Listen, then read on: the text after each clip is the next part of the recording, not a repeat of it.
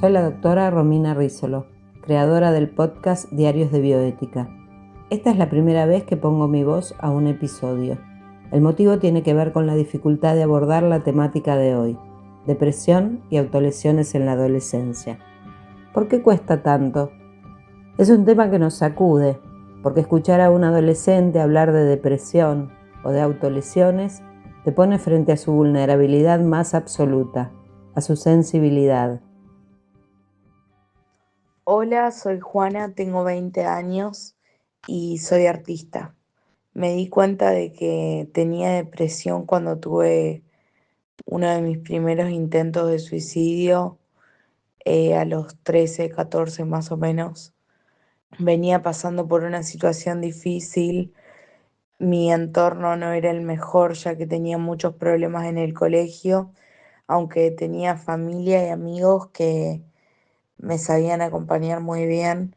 Siempre mostraba una falsa versión de mí en la que yo decía que estaba todo bien, pero me sentía pésimo por dentro, aunque hoy en día ya puedo expresarlo mejor y me doy cuenta de que es la mejor ayuda y herramienta que tengo, el hecho de poder hablarlo.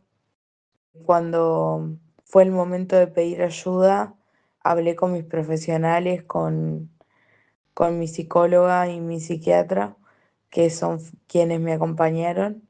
Y bueno, recibí una internación en la que genuinamente me sentí apoyada y contenida, a pesar de las circunstancias que no son las mejores dentro de una internación. Pero bueno, fue lo que me tocó. Siempre tuve un pensamiento de muerte muy latente. Si tuviera que darle una herramienta a personas que están acompañando a personas con depresión o con algún trastorno de salud mental, le diría que trate de acompañar de la mejor forma posible, que escuche lo que el otro tiene para decir, que no haga comentarios sin una previa demostración del otro de que necesita recibir un comentario. Muchas veces lo más importante es simplemente escuchar.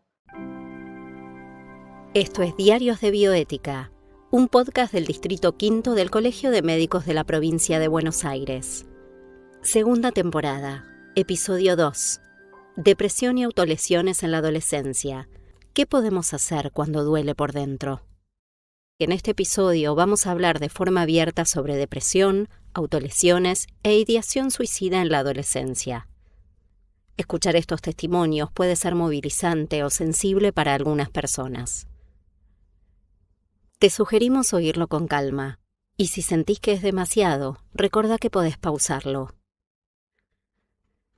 Al final de este episodio y en la descripción del audio vas a encontrar todas las líneas de ayuda gratuitas y de atención al suicida disponibles en Argentina. Algunos de los mitos que me dan rabia sobre la depresión, las autolesiones, en mi caso el trastorno límite de la personalidad, es cuando alguien te dice, bueno, pero todos hemos estado tristes o todos estamos tristes, o bueno, pero todos cambiamos de opinión. Me molesta mucho que se piense que es solo una etapa. En mi adolescencia pensaron mucho que era una etapa, un momento en el que yo estaba atravesando, que simplemente era eso. eh, y no se tuvo en cuenta que yo tenía un problema real, que no era una etapa de la adolescencia, sino que yo tenía un problema real. Y este problema siempre estuvo relacionado a la muerte, siempre. Si tuviera que ayudar a alguien, le diría que estoy y que estoy para escuchar más que para opinar. Eso me parece lo más importante. Siento que por debajo de la postura profesional que los médicos debemos tener con los pacientes, navegan un sinfín de emociones que se despiertan. Durante mi formación como médica, aprendí a identificar signos y síntomas, elaborar diagnósticos, aplicar algoritmos, indicar tratamientos y seguir protocolos, herramientas indispensables para la práctica clínica.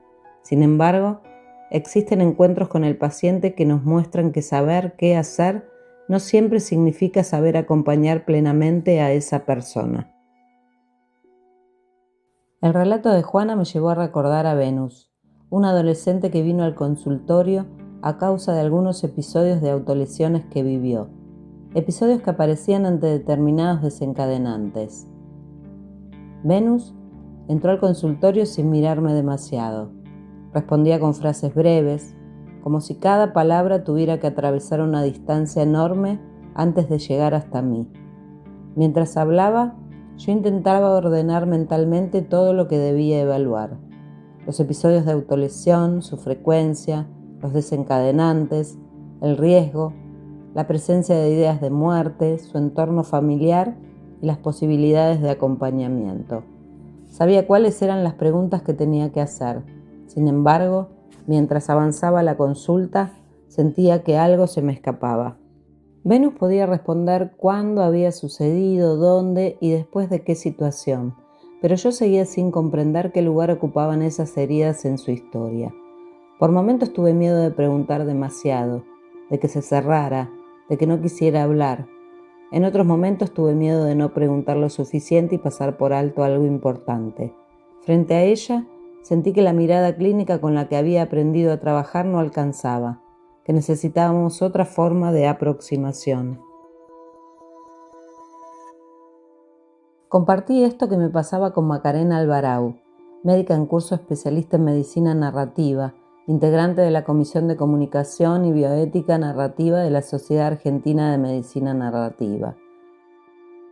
Cuando Romina me contó lo que había sentido frente a Venus, ahí pensé que sí, que había una experiencia clínica que necesitaba ser narrada. La medicina narrativa no viene a reemplazar lo que es la evaluación clínica, ni el diagnóstico, ni las intervenciones, sino que viene a ampliar ese enfoque que nos permite reconocer que además de síntomas, conductas y antecedentes en cada consulta médica, hay una persona intentando contar algo y de ese algo acerca del sufrimiento. Ella me propuso una herramienta de gran utilidad para mejorar nuestra relación médico-paciente y con nosotros mismos, la historia clínica paralela. En esa historia tenía que escribir lo que observaba, cómo me sentía, qué cosas quedaban sin comprender y las preguntas que quedaban abiertas.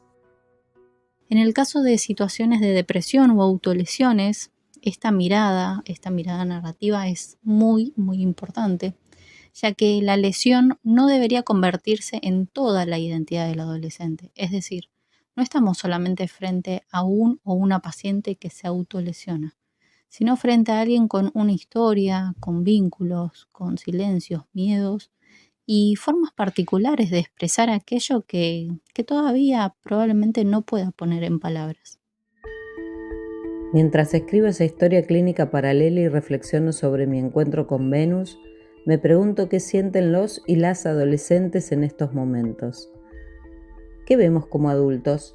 Clara se animó a compartirnos su experiencia. Lo más difícil de la depresión no fue el dolor. Fue que durante mucho tiempo no supe que eso que me estaba pasando tenía un nombre. Mi camino con esta problemática empezó alrededor de los 14 años, aunque hoy con la distancia puedo reconocer que las primeras señales habían aparecido un poco antes. A los 12 me mudé, empecé la secundaria y de golpe mi mundo cambió por completo. Cambié de barrio, en ese mismo año cambié 2 veces de colegio, de vínculos y empecé a atravesar situaciones para las que simplemente no tenía herramientas. Desde bullying, abusos, hasta sentirme sapo de otro pozo. En ese momento yo no pensaba, estoy deprimida. Pensaba que había algo mal en mí. Sentía una angustia constante que no sabía explicar. Me costaba mucho levantarme para ir al colegio, me sentía sola, rodeada incluso cuando estaba rodeada de gente, y empecé a perder el interés por cosas que antes disfrutaba. pero como no entendía lo que me estaba pasando, tampoco sabía bien cómo pedir ayuda. Siempre fui una persona muy expresiva y ese cambio se empezó a notar. Me aislaba mucho más, pero en mi casa también estaba a la defensiva. Contestaba mal, discutía, revolvía los ojos, no sé, ponía cara larga y bueno, muchas veces eso se interpretaba como rebeldía.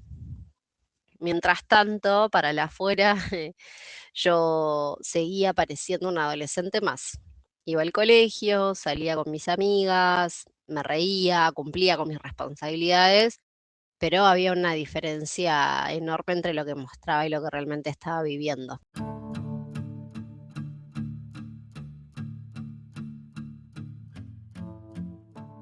Con el colegio tuve una experiencia muy ambivalente. En el primero de los 2 colegios que estuve en el secundario, viví situaciones de bullying, de un abuso virtual, me sentía como bastante sola y sapo de otro pozo.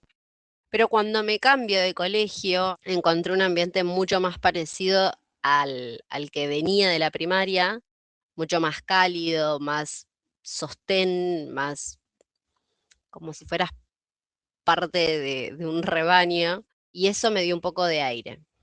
Más adelante, cuando empezaron las autolesiones, la medicación y todo lo que implicaba el tratamiento, que fue a partir de los 14, muchos profesores y preceptores fueron un sostén enorme para mí. Me cuidaban con mucha humanidad. Si me quedaba dormida por la medicación, me despertaban con cariño, se acercaban en los recreos, me preguntaban cómo estaba, me hacían sentir súper vista. Al mismo tiempo, y creo que hoy con el tiempo y con los años, también entiendo que la escuela estaba aprendiendo junto conmigo. El equipo directivo y pedagógico intentaban acompañar como podían, y muchas veces no había herramientas. Y muchas docentes, aunque tenían ganas de acercarse o de conversar conmigo, que por cierto lo hacían, y Dios las bendiga siempre, estaban bastante limitadas porque la propia institución les marcaba hasta dónde podían intervenir, hasta dónde se podía hablar. Mirándolo, insisto, con los ojos de hoy, creo que no faltaba compromiso, faltaban recursos y formación para acompañar una situación de salud mental tan compleja. Bueno, con mis amigas pasaba algo distinto. Yo tenía amigas que me querían, compartíamos un montón de cosas, pero bueno, también entiendo que éramos adolescentes. Y cómo le explicas a una chica de 14 años que vos no sabes si querés seguir viviendo. Muchas veces ellas no entendían del todo lo que me pasaba, pero hicieron algo que hoy valoro muchísimo y es que no se corrieron.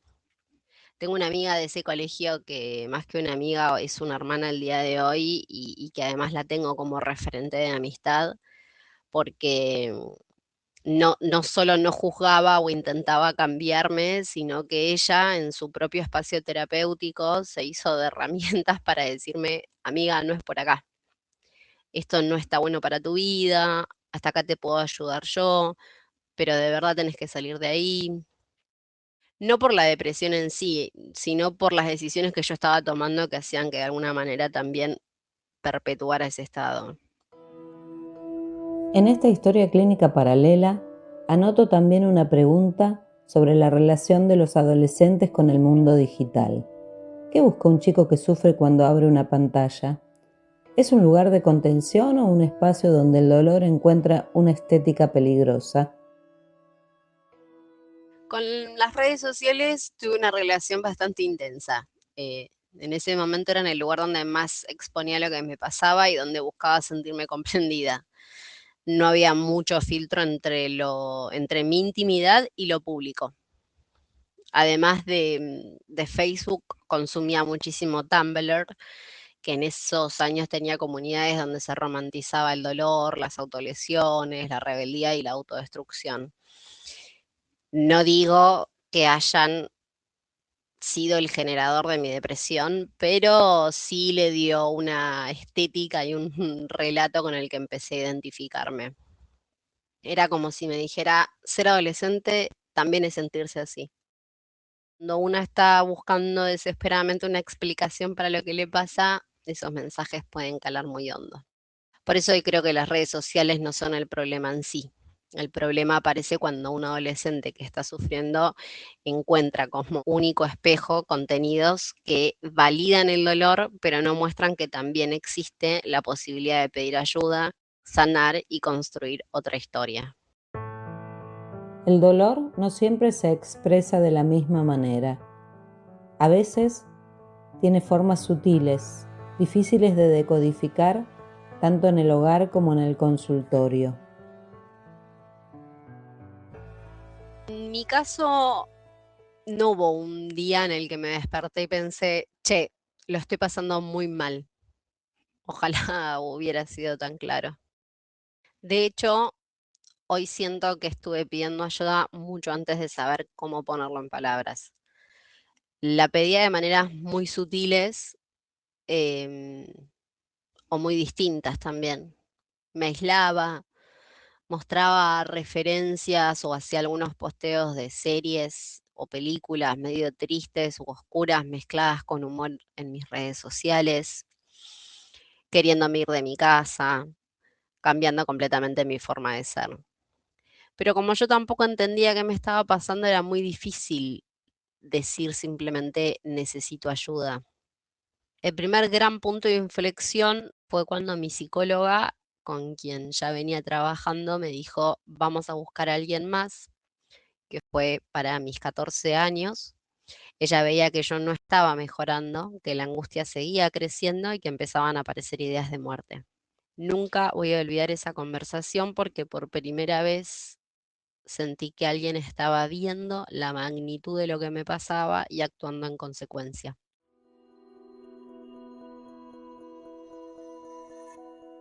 Me acuerdo que 2 días antes de mi primera internación psiquiátrica, que fue a los 14 años también, a los más o menos 6 meses de haber empezado con el plan farmacológico, en el cumpleaños de mi mamá, y una amiga de ella me preguntó, como con todo el amor del mundo, Clarita, ¿cómo estás?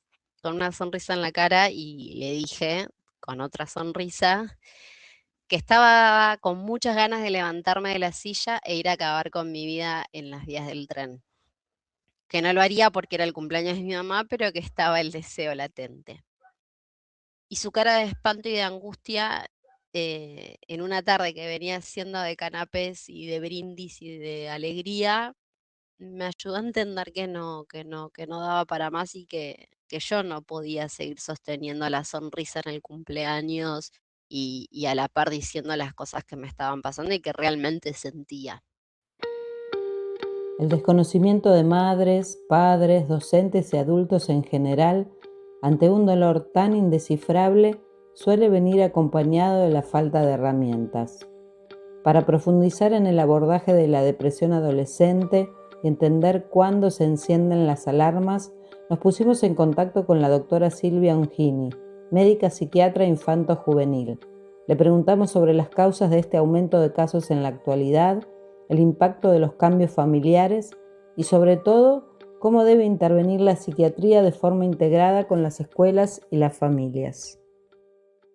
Las causas de la depresión en la adolescencia son múltiples. Sí hay una realidad que nos está convocando y que es el aumento de casos importantes que estamos registrando en una edad que cada vez es más temprana, de niños, y esto es algo que nos tiene que convocar a las características de época.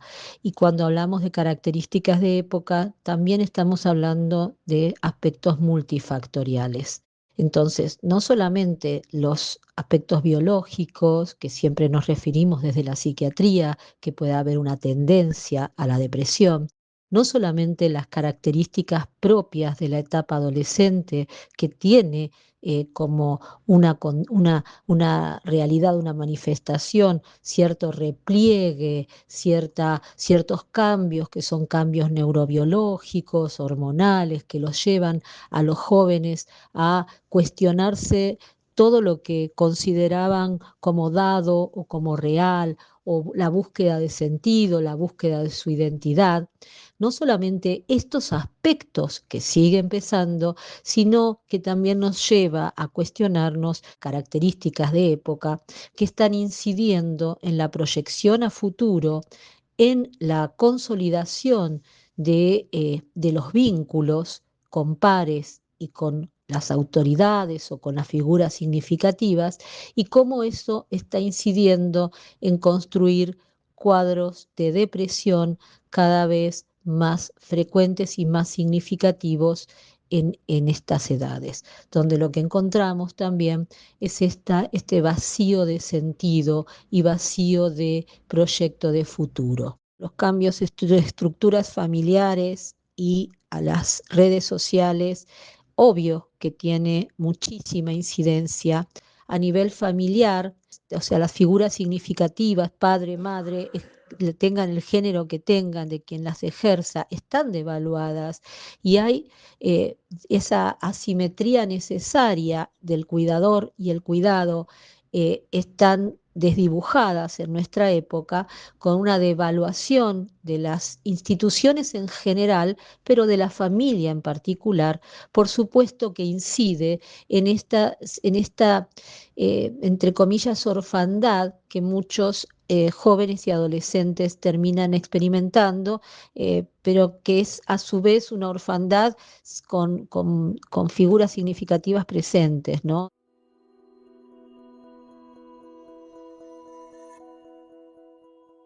Por otro lado, las redes sociales son constructores de ideales y son constructores de realidades que, si bien son virtuales y no presenciales, sí construyen estos ideales, construyen estos deseables, son con un altísimo predominio de imagen y con un altísimo predominio de un como sí, sin un contenido real detrás. En ese parecer, en eso solamente mostrar, es donde también estos jóvenes se dan cuenta de esa carencia de una presencia real y un acompañamiento, una consistencia emocional, afectiva, consistente, real, que esté presente para construir esa red de soporte para que pueda atravesar adecuadamente esta etapa que, si bien la virtualidad es real, no es presencia, no hay resonancia emocional y afectiva en un emoticón. Hay un supuesto, una supuesta resonancia, pero no está ese sentimiento real. Y también entendemos que en la adolescencia hay una búsqueda de entenderse a sí mismo, también en lo que se ofrece, ese plexo de posibilidades que se ofrece desde las plataformas, desde la comunicación, muchas veces terminan siendo etiquetas diagnósticas. Por supuesto que también hay otras instancias que son un tanto más complejas y más nocivas, como son estos juegos en red que convocan a los jóvenes, utilizando esta necesidad de pertenecer, de ser parte de ser validados, de ser escuchados, de pertenecer a una grupalidad donde los desafíos son realmente desafíos de autolesiones o desafíos de tomar conductas de riesgo, ¿no? Estamos hablando que es una etapa, la adolescencia, donde muchas de las decisiones son emocionales, porque hay características neurobiológicas y biológicas que están detrás de estas conductas que antes llamábamos de riesgo, ¿no? Ahora las llamamos muchas veces situación trauma, porque está esa búsqueda de una experiencia cada vez más intensa y por otro lado no se miden con las funciones ejecutivas todavía inmaduras, las consecuencias a largo plazo de algunas decisiones.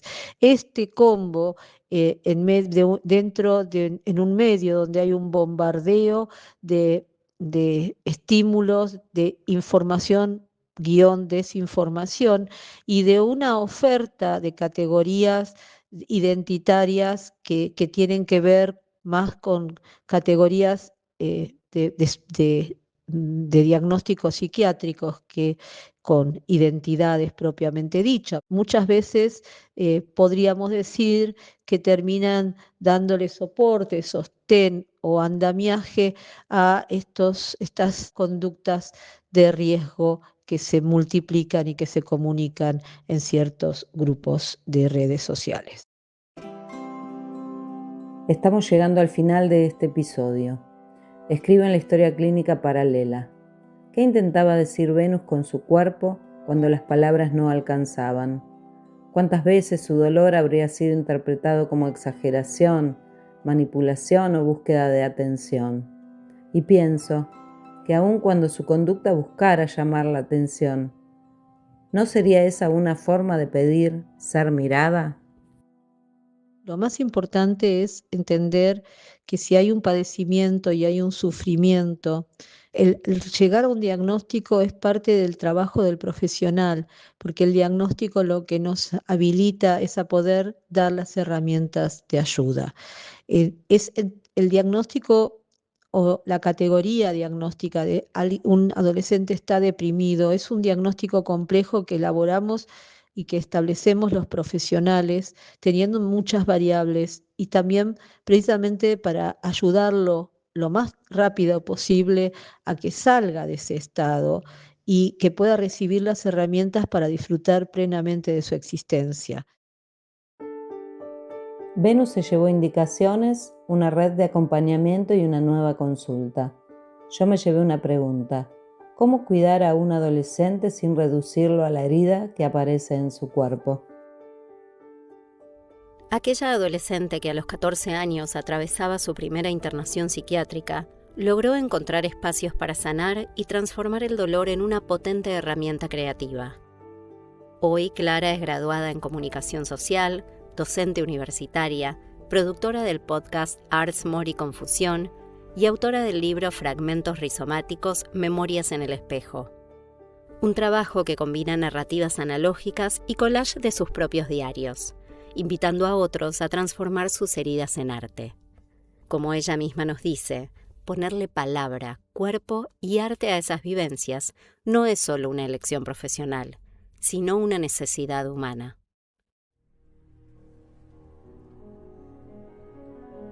Este fue el episodio 2, Depresión y autolesiones en la adolescencia, ¿qué podemos hacer cuando duele por dentro?, de la segunda temporada del podcast Diarios de Bioética. Agradecemos profundamente a Clara y a Juana por prestarnos sus valiosas voces y por su valentía. Macarena Alvarau, médica en curso, por acercarnos la medicina narrativa como herramienta fundamental, y a la doctora Silvia Ongini, matrícula nacional 69.218, por su guía. Recordá que si vos, una amiga, amigo o familiar están pasando por un momento difícil, no están solos. Existen personas preparadas para escucharte y ayudarte. Te compartimos las líneas de apoyo y atención gratuita y confidencial, disponibles las 24 horas, los 365 días del año. De alcance nacional, línea 0800-999-0091, Hospital Nacional en Red Laura Bonaparte, y el Centro de Asistencia al Suicida 11 5275 1135. Provincia de Buenos Aires. Subsecretaría de Salud Mental al 0800-222-5462.